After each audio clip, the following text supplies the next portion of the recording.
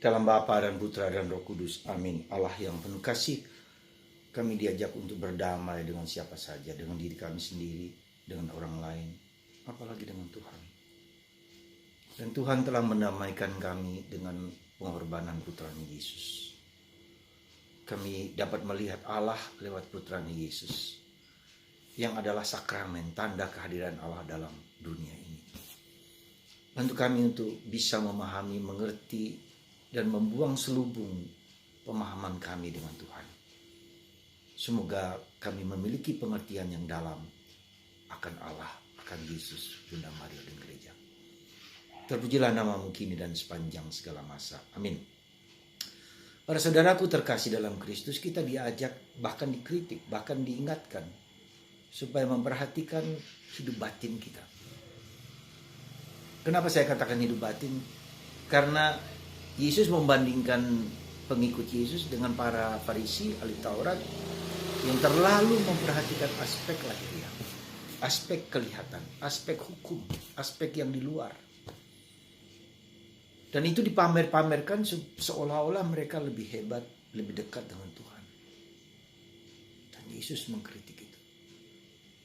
Apa yang terjadi oleh ahli Taurat dan orang Farisi juga terjadi pada kita, pada saya, pada Anda juga. Di mana kita sering memamerkan atau mungkin tanpa sadar menganggap bahwa hal-hal lahiriah sebagai imam bisa juga begitu. Dan ini merupakan kritikan bagi saya, bagi Anda, bagi kita semua. Ya. Itu yang pertama. Yang kedua, kita harus sadar bahwa hidup itu bukan dari luar ke dalam. Meskipun ada interaksi yang di luar itu memancing kita untuk merenungkan yang di dalam. Tapi yang penting adalah dukin altum. Bagaimana hidup batinku, pikiranku, perasaanku, suasana hatiku, niat-niatku, dan motivasiku terutama. Karena Tuhan tidak melihat apa yang di luar, apa yang kita lakukan. Bahkan yang mungkin paling hebat sekalipun ketika saya bisa menyumbangkan sesuatu bagi orang lain. Ya. Di mana orang misalnya memperalat orang miskin untuk memperkaya diri, ada. Dengan misalnya seolah-olah membantu orang kecil, tapi supaya subscribernya menjadi banyak.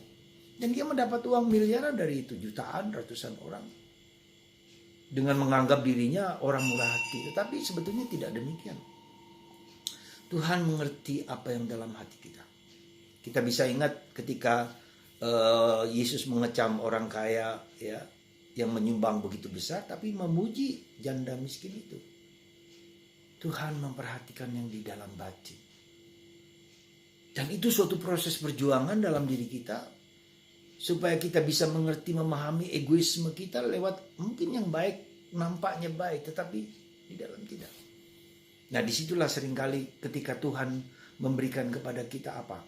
Penderitaan, kesulitan, masalah. Di situ kita tahu bahwa tidak segala sesuatu yang kita berikan yang nampaknya baik, ya, tetapi sungguh-sungguh merupakan sesuatu yang mungkin dari apa, dari korupsi, dari apa dan seterusnya. Dan itu kita lihat orang menyumbang gereja, orang menyumbang kita bukan karena pengorbanan kita, tapi karena ya, bisa prestis, bisa kekuasaan, bisa kekayaan. Dan itulah yang dikatakan oleh Santo Ignatius dari Loyola, ya, kekayaan, kekuasaan, harta, uang. Itulah panji-panji setan, di mana panji-panji iblis, di mana itu bisa menggoda kita untuk jatuh. Ya. Dan itu nampak sekali di masyarakat kita ketika orang memamerkan begitu besar kekayaan, begitu besar kehebatan mereka untuk mendapatkan uang, mobil, harta, ya, flexing istilahnya sekarang. Nah, saudara, mari kita sadari Tuhan tidak melihat apa yang nampak keluar, tapi apa yang di dalam. Motivasi kita, kejujuran, ketulusan kita, ya. Puritas cordis, katakanlah, kemurnian hati. Maka Yesus mengatakan, berbahagialah orang yang murni hatinya, karena mereka akan melihat Tuhan. Mari saudara, Anda dan saya diajak untuk introspeksi, diajak untuk diingatkan kembali. Tuhan tidak memperhatikan siapa. Lihat orang kaya yang Lazarus, ya, dan orang kaya itu. Dia punya hak, punya kesempatan untuk menolong, tapi tidak dilakukan. Dan Tuhan menempatkan dia di tempat yang sulit, tapi Lazarus di tempat yang mulia. Jadi itu yang pertama yang harus kita sadari dalam hidup kita. Jadi tugas kita dalam memproses hidup kita masing-masing, ya, dengan problem, masalah yang kita hadapi, supaya murni pemurnian, bukan aku tetapi Engkau Tuhan, tapi bagi orang lain. Dan kita tahu harga dan nilai kita adalah bukan apa yang kumiliki, posesif, tapi apa yang kuberikan, sekecil apapun, sebisa apapun, untuk orang lain, tanpa tangan kiri tahu apa yang dibuat oleh tangan kanan. Semoga peringatan Yesus mengatakan, hendaklah hidup keagamaanmu tidak sama dengan orang-orang Farisi, ahli Taurat. Kata-kata ini mengingatkan kita untuk hidup berkualitas.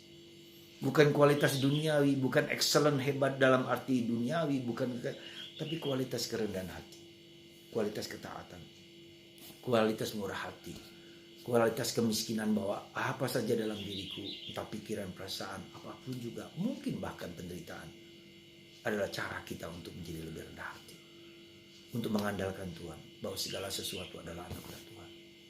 Dan aku tak pernah boleh mengagung-agungkan apa yang bisa kulakukan dalam hidup. Semoga Anda dan saya, ya, berusaha saatnya sekarang ini untuk memurnikan puritas cordis. Berbahagialah orang yang murni hatinya, karena mereka akan melihat Allah. Dan kita punya kerinduan untuk melihat Allah. Semoga Anda dan saya dan kita semua diberkati, dikasihi Tuhan, dianugerahkan rahmat berlimpah-limpah, karena kita seperasaan, sepikir, sekehendak dengan Allah. Dan Yesus adalah sentral kita, karena kemiskinannya lah. Berbahagialah orang yang miskin. Yesus telanjang, Yesus tak ada apa-apa. Dia tidak menyandarkan segala sesuatu pada kehebatan, kepada kepopuleran, kepada kuasa menyembuhkan, tapi menjadi miskin di salib. Dan itulah yang diwartakan oleh Paulus. Semoga kita mengerti keselamatan itulah yang dikehendaki Tuhan bagi kita, bagi Anda dan saya. Dan kita tetap damai dan kita tetap bahagia. Tuhan mengingatkan kita untuk memperhatikan hidup keagamaanku, sepikir, seperasaan dengan Yesus. Tuhan memberkati Anda dan saya. Bagi Anda yang sakit, disembuhkan oleh kuasa-Nya dalam Bapa.